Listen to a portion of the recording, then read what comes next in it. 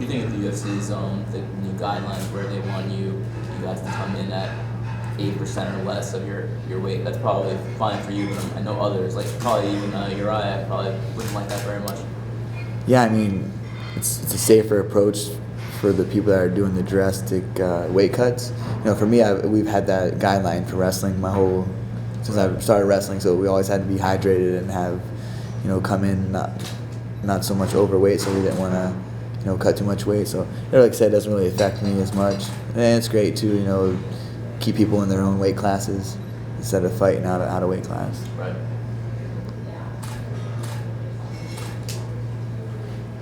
Cody, I'm curious, is this a David August that you're not here? Yes, it's David August, yeah. So I know that you've been sort of sporting a lot of his gear lately, and I know that you and Conor kind of had some, contentious moments on the show, but in a positive way, is there anything that he's been able to influence you or other fighters that Conor?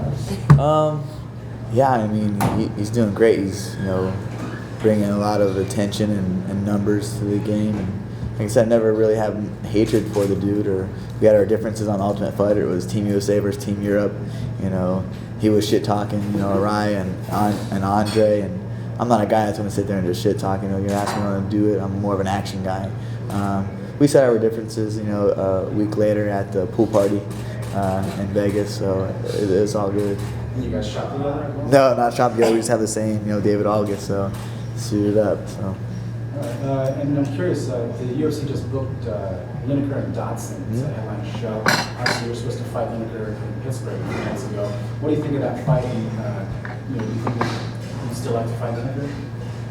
Yeah, I mean, Lineker was behind me after, we were supposed to fight, and then he jumped ahead of me of beating Michael McDonald, who, Michael McDonald's been out of the game for, he's not the same fighter since Uriah broke him, years ago, and he came and he still kept that ranking. And then John Lineker knocked him out and jumped over me, so he's ahead of me. So like I said, I previously stated that I have a UFC hit list, and it goes Dominick Cruz, TJ Dillashaw, John Lineker, and Takea is default.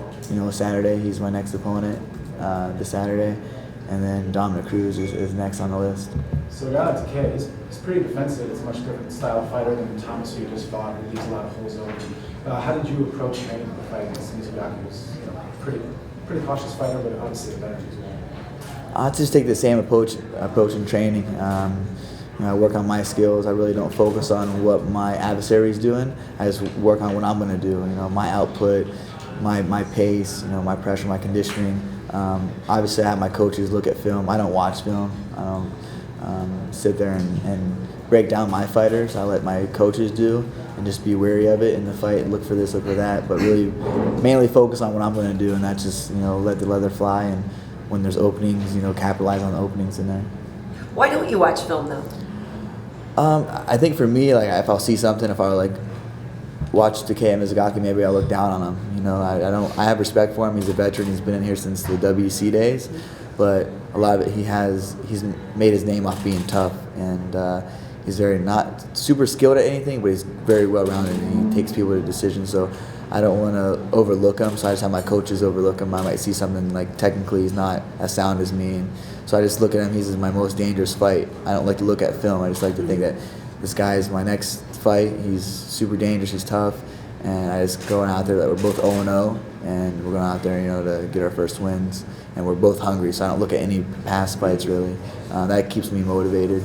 Because I know some people don't watch it because they feel like, oh, they're going to expect the person to fight that certain way, and when they don't, then they don't know what to do in there. But it just seems like the more information you have on a person, the more helpful it would be. You would think, definitely in fighting, but the greater point you brought up is you're not always going to fight. Every fight you're supposed to be better than the last fight. You're only as good as your last fight, but you have a training camp to get better for. So like you said, it's not going to be the same fighter in there. It's not going to be the same fighter that you've watched film on for months and months and months. And like I said, I just kind of focus on myself and improving my all-around game, for being a martial artist. But try not to focus too much on them. Yeah. So to take it to the next level, though, you want to fight Dominick Cruz. Yeah. Do you watch Dom? No, I've only the first time I ever watched Dom was in LA, and when he fought Faber. Yeah. And that's all I needed to see.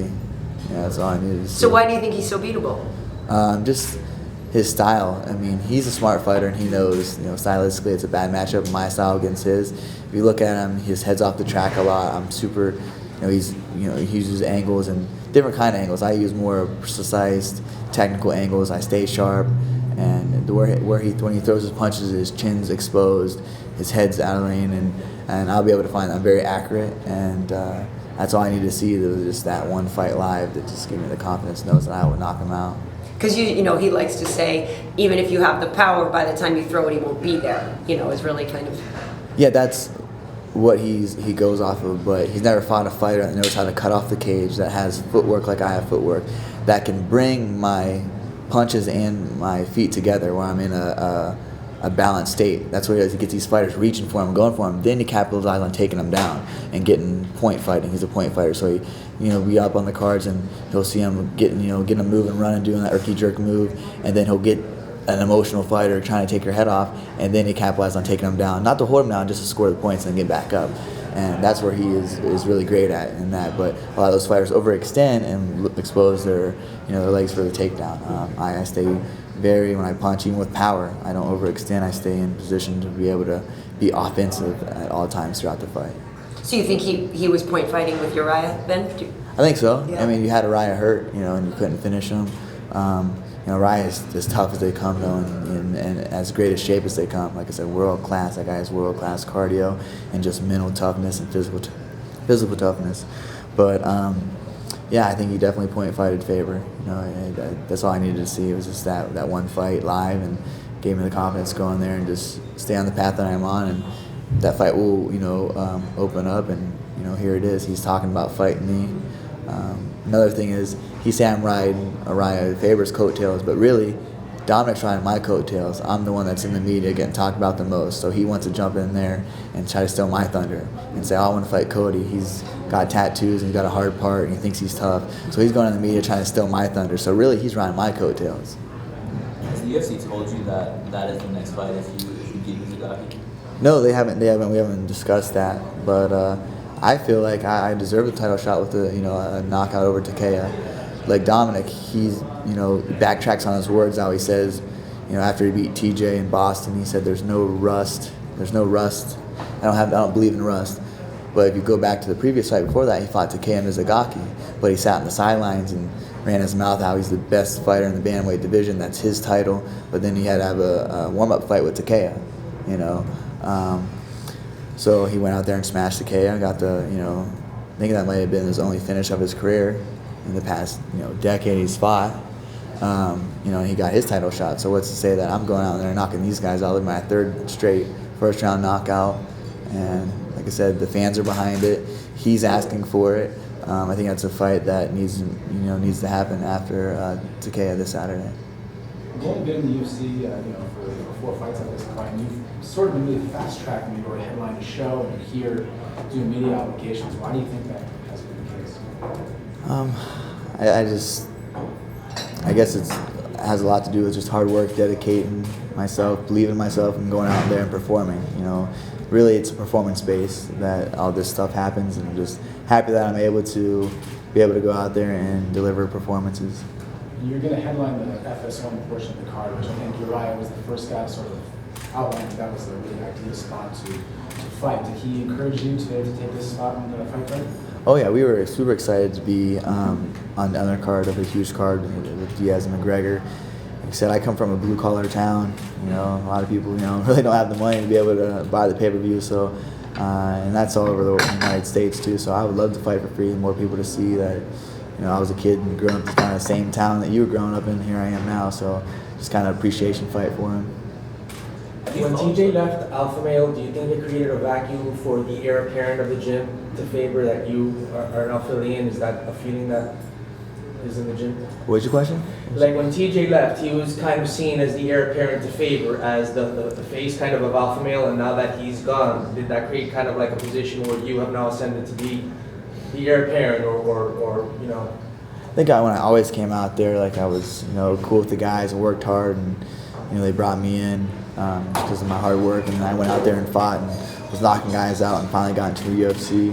And I would say, I don't think Uriah plays favored, does favoritism.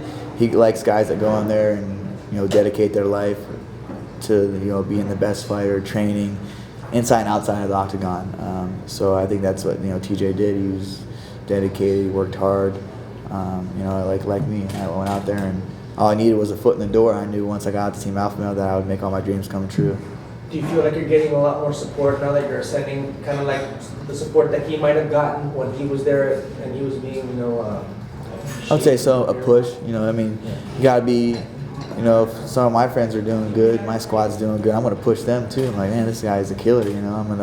That's what you do. You got your guys back, and we're a tight knit, family out there. We really care about each other and care about our success that we have, and even the losses. We come together when we lose. We have the losses that we take as a team, but more so we push each other to get into that next chapter, the next fight, the bigger fight, the title fight. So I'm definitely very thankful for the support that I get from the team. So if you guys are really that tight knit, what has the move been like since Chad received his suspension? It's kind of, we haven't really discussed it. Really, kind of. That's one thing with our team. We kind of we're so positive that when something so like that, like the TJ situation or Dwayne situation leaving, or the media saying that Team Alpha Male is losing all these fights, and what's to come of it. We stay pretty positive and focus on just really ourselves, mainly, and being there for each other, but just staying positive. Really, like when a lot of negative stuff is drawn to our way, we just kind of bounce off our shoulder and keep going.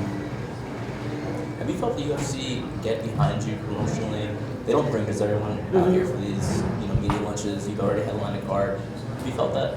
Yeah, I'm very thankful for them trusting in me to go out there and perform. To go out and headline a fight. Like I said, it was my 8th fight, in the 9th fight. To fight, to headline it over some of those fighters like Hindenbrow, the former champion, Jeremy Stevens.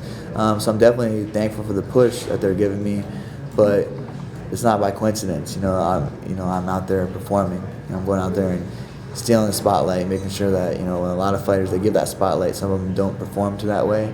But I've always felt in my career, fighting, wrestling, boxing, the bigger the fight for me, the more the pressure is on, the more that I shine, the more that the best comes out in me. So I feel like, that cliche saying that you're built for the bright lights. I felt like I was born to shine under the bright lights. So that Alameda fight, you kind of saw that differently then? Yeah, you saw that as the biggest opportunity? Yeah, I did. I mean, a lot of media and people were like, oh, this is a huge fight, it's main event. But for me, it was just another fight. It was just another fight that I had to, that was on my journey. I set out on long ago that I had to overcome. I had to, go out there and knock him out the first round, like I said from the beginning that I was going to do. And that was a glimpse of my skills that I can show. I still haven't been able to, fully be myself in there yet. And that's still, I'm 9 fights in. This is my 10th fight. So this is a big landmark fight for me. It's my 10th professional fight. I kind of sit back on it during training camp. I'm like, wow, I'm getting prepared for my 10th professional fight. I remember walking down to the cage during my first pro fight, at 21 years old. Just, the journey that it's been. So, but I'm very thankful for the push that they're giving me. So why do you feel, though, that if you haven't been able to give everything yet, like, do you feel that there's things that you're doing in the gym that you're just not pulling the trigger on it in the actual fight, or what's the disconnect there? Well, here's the thing. It's the level of fighters that I'm fighting. Almeida was undefeated and 21-0, and 4 fight of the night bonuses. Had a bunch of nice highlight knockouts. Now I'm finally fighting fighters that are high level, and that's where I'm at, to show them that I'm at the next level. They're at a high level, but I'm on the next level. So these fights that I'm having now, we're having against some of the best fighters. We're really going to showcase my skills because it gets me up more, rather than fighting a lesser opponent, coming up to the ranks. But you have to do that, That's what since I got into the UFC, I asked for the tough fights. I said I wanted Lineker, made a title shot. I texted Sean Shelby that months ago.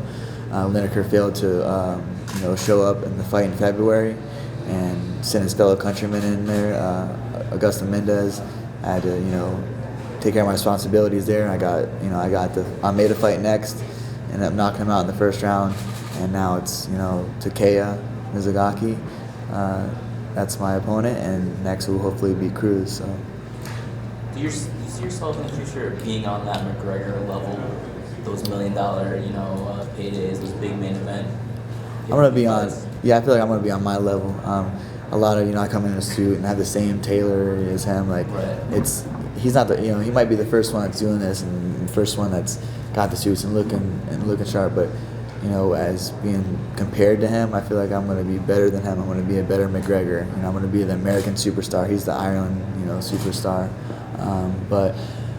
Yeah, definitely. That's what we're in there for, to make money. I love to fight. I've always loved to fight. I would fight for free, but that's not realistic.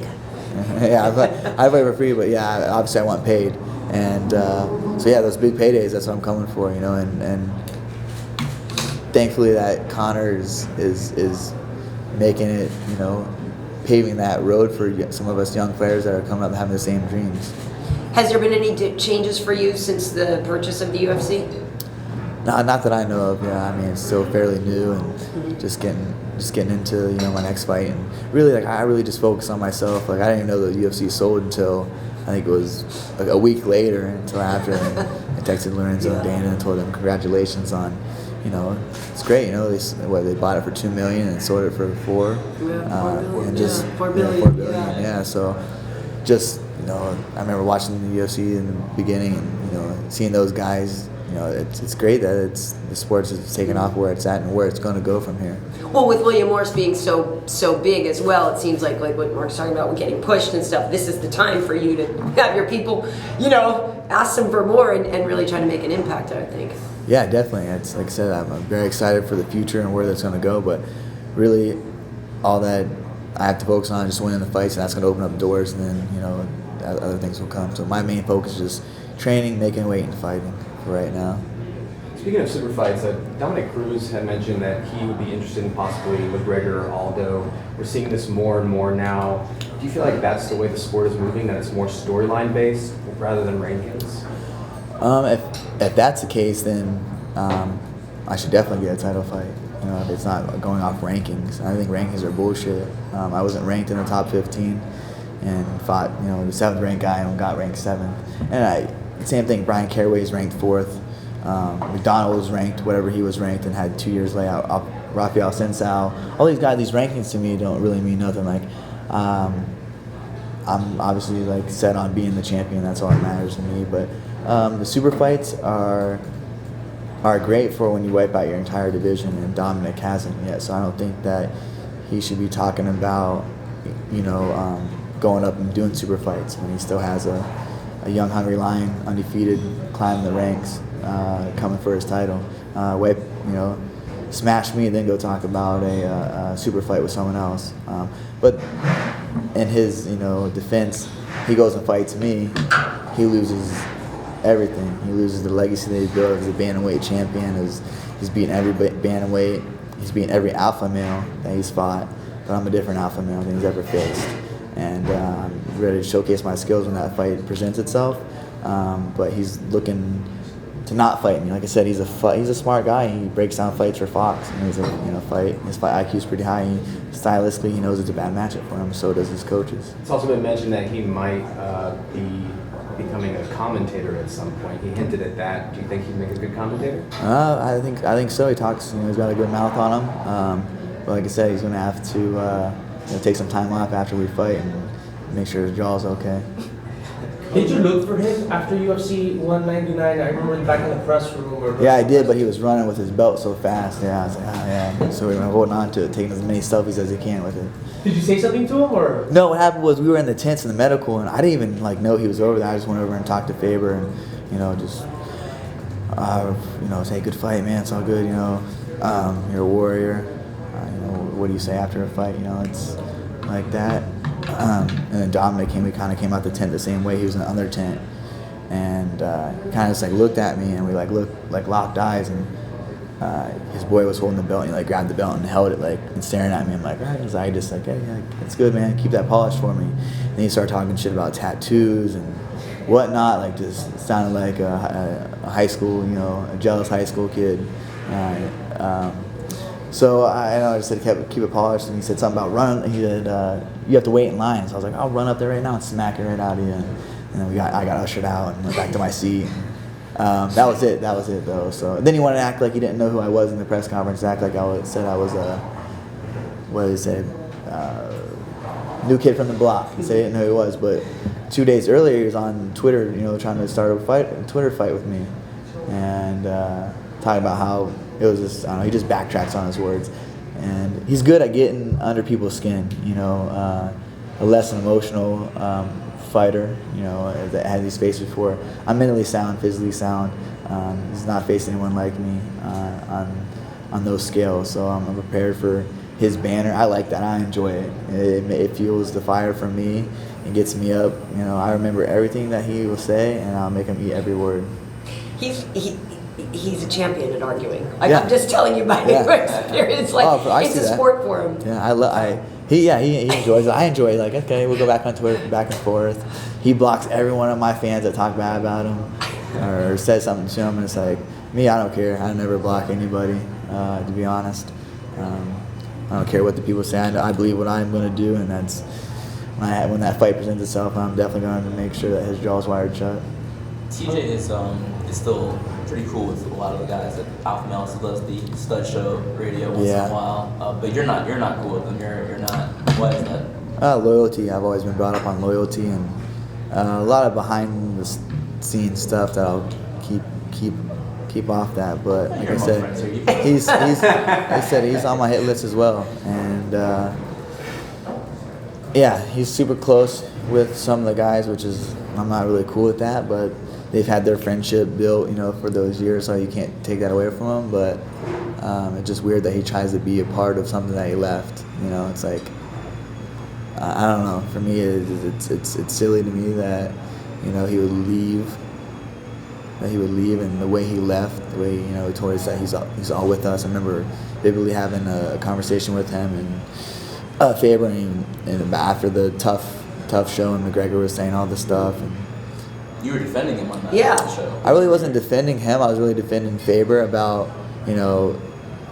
that we knew. I personally knew. I was never really super close with TJ, and any of the guys can say that. TJ always, I think, had it out for me. I don't know if it was what it was. I think going in there and going out there and competing against those guys, and he wants to say he sat there and beat all those guys up. That's why he wants to say he sat there and beat all these guys up in practice. And when Dominick asked him, "Oh, you beat your teammates up?" Do you guys remember that when he said that? He said, "Yeah, actually, I had been." That guy's never beat me up, and he's had his coach in his corner every day coaching against me. I was never on my back looking up at the lights, in that room. No way, and definitely not against him. So he sat there, and that's why I said about, I did knock him out, not more than once, but he wants to sit there and say that I, what's the word he said? Trying to quote the dude. Fabricated a story. How the hell do you fabricate a story about getting knocked out? It wasn't that, and it was definitely not fabricated, but that's the only reason I brought that up, because he's saying that he sat there and beat us all up. But TJ's not in my mind. Like I said, he's not the champion. TJ's not the champion. Dominick's the champion, but by default, Takei is the next guy on my hit list. Then it goes Dominick Cruz. I'll steal the belt from Dominick Cruz. TJ Dillashaw will be my first title defense, and then my second title defense will be John Lineker. Cody, you mentioned that as the stakes get bigger, you kind of shine more. The last time you fought on the McGregor undercard at UFC 189, maybe it's your most high-profile fight outside of the headline bout. You sort of were very hesitant to pull the trigger against Briones. Is there anything you learned from that fight? Why maybe did you feel like you faltered? I never make excuses going into a fight. That's when the gym was I didn't have a structured coach. I was kind of doing my own thing. Very emotional for me. It was when Maddox got to walk out to the cage. This is a kid that's fought for his life for the past 4.5 years. Leukemia, and the UFC granted his wish and let him walk me down to the octagon. I had a lot of emotions running through me. I just didn't really want to fight that day, but I wasn't going to let, steal his time. That was his time. We got to walk down. I'm just so happy. I had some injuries going into the fight, but I never addressed in the public. It doesn't matter. You got to go out there and fight no matter what. And I got the win at the end of the day. I think Henry was overlooked. He had a lot of fights. To kind of maybe took him lightly. Maybe that's why I don't watch film anymore. So I learned that from that. Like I said, you're not going to always have a different. You're not going to have the same opponent in there as the previous fights that you watched. A lot to do with injuries. I was emotional with Maddox walking me down. It was a big day for him, a big day for our town, our city, his family. Watch that kid, battle leukemia for almost 4 years. And I was really, very emotional. I wanted to cry holding his hand walking down the whole time. And, he had to smile, and he was just dead set. He had the lion look in his eyes, and I looked down. I was like, oh, he needs to get in here and beat Henry. I'm going to sit on the sidelines, But, we got it done, and we moved past that. Now our goal is for him to be able to walk me down to my UFC title fight, and that's drawing nearer and nearer with each fight, and very excited for that. Hopefully the UFC will allow that. And I'm not sure if you know this, but every time he wins, Alexander Gustafsson actually gets another another tattoo added to his arm. Do you have anything similar to sort of correlate with your interest, etc.? Yeah, no, I usually just, after each fight, I usually try to get tattooed. But I've been super busy, so I'm super thankful that the UFC's kept me busy, and I've been in the gym nonstop, so it's hard for me to get tattooed. For one reason, they hurt like a son of a gun anymore. I can only do about 3 hours and I'm done. But it's hard for me to take the time off of training and then letting it heal. But usually I try to get tattooed after each fight. All right, guys, let's do one more question, and then we'll let him order some lunch. Thank you. Cody, since the UFC sale, a few groups have kind of come out of the woodwork saying they want to help start a fighter union. That's something that you'd be in favor of in the future? I mean, obviously, we will like to get taken care of. We're going in there and, putting our bodies on the line, putting on there, going in there, entertaining the fans. And like I said, I want to, when I walk away from the UFC, I can hopefully be with my head held high, and I have money in my pockets. So I can go on with my next chapter of my life, start my family, and doing all that. So I obviously would like to be taken care of with health benefits, 401k, all that stuff. So I hope something comes into work with that. We're taken care of. I mean, because we really are putting our lives on the line. We train hard, we go out there and fight hard and earn that money. So I'd like to be taken care of when I'm done with my career.